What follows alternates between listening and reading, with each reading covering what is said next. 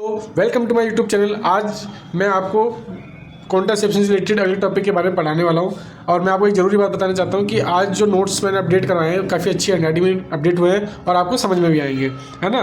और देखने में लिखने में भी आपको इजीली लगेगा। और ये जो टॉपिक है काफ़ी इंपॉर्टेंट है, तो लास्ट में जो टॉपिक रहेगा वो ज़रूर देखना, ठीक है। तो इसलिए वीडियो के साथ बने रहना और चलते अपन आगे भी टॉपिक की तरफ। वेजाइनल स्पंज को क्या कहते हैं? It is also known as Today and it is a soft sponge and that is made up by polyurethane and nitrile, जिसको 2.5 इंटू 5 सेंटीमीटर की इसकी साइज़ होती है एंड 5 इंटू 5 सेंटीमीटर की साइज़ होती है। अवेलेबल होती है कहाँ? मार्केट में।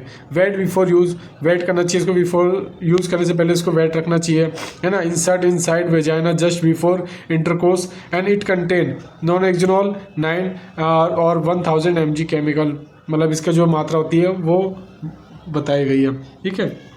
फिर आता है minimum place 6 hour be from last ejaculation से 6 घंटे पहले इसको यूज़ किया जाता है, but not more than 24 hour because it chances of develop TSS toxic shock syndrome को डेवलप कर सकती है। दूसरा आता है diaphragm also known as the cervical cap and Dutch cap, इसको सर्वाइकल कैप भी कहते हैं, डच कैप भी कहते हैं। इट इज़ डोम शेप दिख रही है, इस शेप में ऐसा होता है। It is made up by latex and it contains spermicidal chemical and insert just before intercourse से जस्ट पहले लगाया जाता है and minimum place 6 hour from last ejaculation and not more than 24 hour because chances of TSS, ये भी toxic shock syndrome के chances पैदा कर देता है लंबे समय तक स्टे रखने से। फिर आता है हार्मोनल मेथड, ठीक है। हार्मोनल मेथड में क्या होता है? Mostly we are using estrogen and progesterone hormone. इसके अंदर क्या होता है कि हार्मोनल मेथड में एस्ट्रोजन प्रोजेस्टेरोन हार्मोन जो यूज़ किए जाते हैं मैकेनिज्म ऑफ एक्शन में पढ़ते हैं, जैसे कि इट सप्रेस द ओव्यूलेशन, ये क्या करता है? ओव्यूलेशन को सप्रेस कर देता है due to negative feedback. Thicken cervix mucus and route type, इसके रूट टाइप क्या होता है? ओरली भी लिया जाता है, इंजेक्टेबल भी लिया जाता है, इम्प्लांट के थ्रू भी लिया जाता है, वेजाइनल रिंग के थ्रू एंड स्किन पैचेस होते हैं, ठीक है। ओरल हार्मोनल मेथड कौन कौन से होते हैं? In this method hormone given through the oral route के द्वारा दिए गए होते हैं।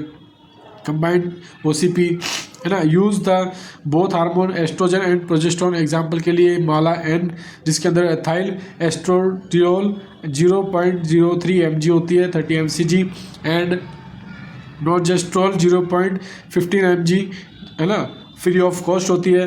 फिर दूसरी आती है माला D की भी किससे मिली होती है? Ethyl estradiol 0.03 mg and desogestrel 0.50 mg। ये यहाँ पे 3 रुपये पर पैकेट होती है, काफ़ी सस्ती होती है, 3 रुपये पर पैकेट आती है, बट यहाँ पे 30 लिखा हुआ है तो ये 3 रुपये पैकेट होती है, ठीक है। अब अपन चलते हैं अगले टॉपिक पे। अगला टॉपिक, इसके की पॉइंट अपने यहाँ पे दिए गए हैं।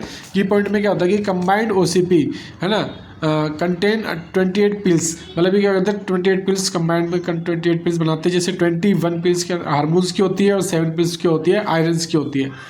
Start from 1 to 5 days of cycle के फर्स्ट डे में स्टार्ट कर सकते हैं एंड सजेस्ट नाइट टाइम, रात के टाइम पे ही लेने चाहिए, सजेस्ट किया जाता है। It means 1 pill then take 2 pills next day, मतलब कई बार हम 1 गोली मिस कर देते हैं, उसको दूसरे दिन 2 गोली भी ले सकते हैं। And if missing 2 pills then go for diagnosis and if negative then use another method, ठीक है। Avoid ampicillin rifampicin and tetracycline and nevirapine because it decrease the work of OCP, मतलब जो ये लेते हैं उनको अवॉइड करना चाहिए, क्योंकि ये क्या होता है? OCP के जो इफेक्ट को डिक्रीज कर देते हैं। इसके साइड इफेक्ट क्या क्या होते हैं? कार्डियोवास्कुलर रिलेटेड में due to the estrogen hormone MI हो जाता है, CHF हो जाता है ना, और कार्डियोमायोपैथी हो जाती है, मेटाबॉलिक डिसऑर्डर हो जाते हैं, मेटाबॉलिक डिसऑर्डर में due to the progesterone, hypertension, stroke etcetera, है ना। और अगला है LDL, low density lipoprotein and CVA। Pancreatic disorder में क्या होता है? DM पैंक्रियाटिक डिसऑर्डर में डायबिटिक मेलाइटिस के अंदर होता है। एंड नियोप्लास्टिक में क्या होता है कि सर्विक्स CA मोस्ट कॉमन होता है एंड ब्रिज CA, ठीक है। अदर में मूड स्विंग हो जाते हैं, ओबिसिटी हो जाती है due to the water retention वजह से ओबिसिटी हो जाती है। बेनिफिशियरी इफेक्ट क्या होते हैं? avoid pregnancy, anemia, maintain the menstrual cycle, regulatory and ectopic pregnancy, endometritis and fibroadenoma of breast, ovarian cancer, PCOD, ये सब इसके अंदर देखने को मिलते हैं। ये क्या होता है, नॉन कॉन्ट्रासेप्टिव बेनिफिट्स होते हैं, ठीक है। फिर आता है कॉन्ट्रा इंडिकेशन। कॉन्ट्रा इंडिकेशन के अंदर क्या होता है कि कार्डियोवास्कुलर डिसऑर्डर होता है, मेटाबॉलिक डिसऑर्डर होता है, हाइपरटेंशन हो गया, ठीक है, सर्विक्स कैंसर हो गया, है ना, BRCA ब्रेस्ट कैंसर हो गया और लीवर सिरोसिस हो गया। Best contraception for newly health married couple combined OCP, मतलब इसके अंदर मेन पॉइंट ये लिखा गया है कि बेस्ट कॉन्ट्रासेप्शन जो होता है न्यूली मैरिड कपल जो होते हैं उनके लिए कंबाइंड OCP लेना बेनिफिशियरी होता है। अगला टॉपिक है POP यानी प्रोजेस्टेरोन ओनली पिल्स, ठीक है।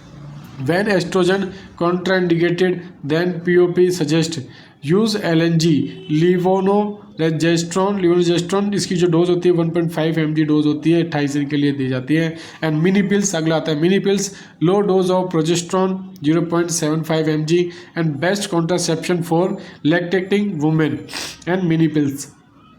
फिर आता है ओनली, इसके अंदर फिर कॉन्टक्रोमन शैली छाया, कॉन्टोक्रोमन शैली और छाया के नाम से जाना जाता है। इसके अंदर भी non hormonal and non steroidal only chemical content method होते हैं। ऑर्मेलोक्सिफेन 30 mg इसकी डोज होती है, also known as once a week pills and first 3 month 30 mg twice a week, then 30 mg once a week. And injectable hormone में DMPA को क्या कहते हैं यहाँ पे, depot medroxy progesterone acetate, medroxyprogesterone acetate is also known as the Antara, क्या बोलते हैं इसको, एंट्रा भी कहते हैं। इसकी डोज जो होती है वो 150 mg होती है, इफेक्टिव क्या होती है 3 मंथ होती है। इसका रूट इंट्रामस्कुलर सबक्यूटेनियस दिया जाता है, ठीक है।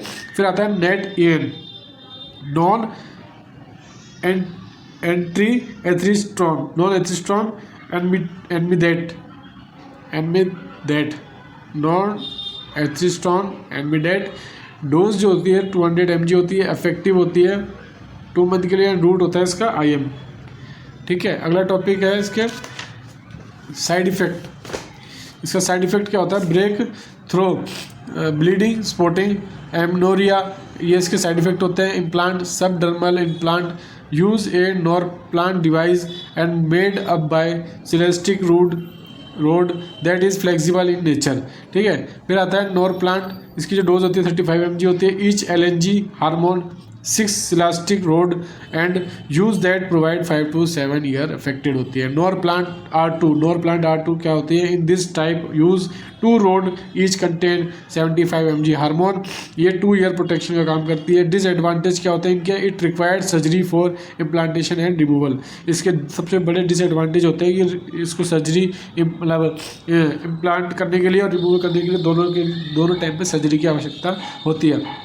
फिर आता है vaginal ring, it is A flexible ring and insert deep inside vagina and place 3 weeks and remove just before next menstrual cycle and reinsert after bleeding cessation, ठीक है।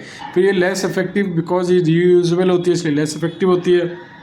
फिर अगला आता है skin patch, use hormonal skin patch at hairless area that release hormones into body but sweating, यहाँ पे sweeting की जगह स्वेटिंग है, sweating displace that type of page, ठीक है। ये टॉपिक यही खत्म होता है। अब इसमें आपको मुझसे रिलेटेड जिसमें आप मुझे अपनी राय दे सकते हैं, कमेंट कर सकते हैं, बता सकते हैं कि मुझे इस वीडियो में क्या सही और क्या चेंजेस लाने चाहिए, किस तरीके से मुझे इस वीडियो में अपडेट करना चाहिए। तो प्लीज़ अपना सपोर्ट बनाए रखिए और अपनी राय ज़रूर दीजिए ताकि मैं और मोटिवेट होकर अपनी इस वीडियो को, अपने चैनल को ग्रो करने के लिए मेहनत कर सकूँ। Thank you for your support.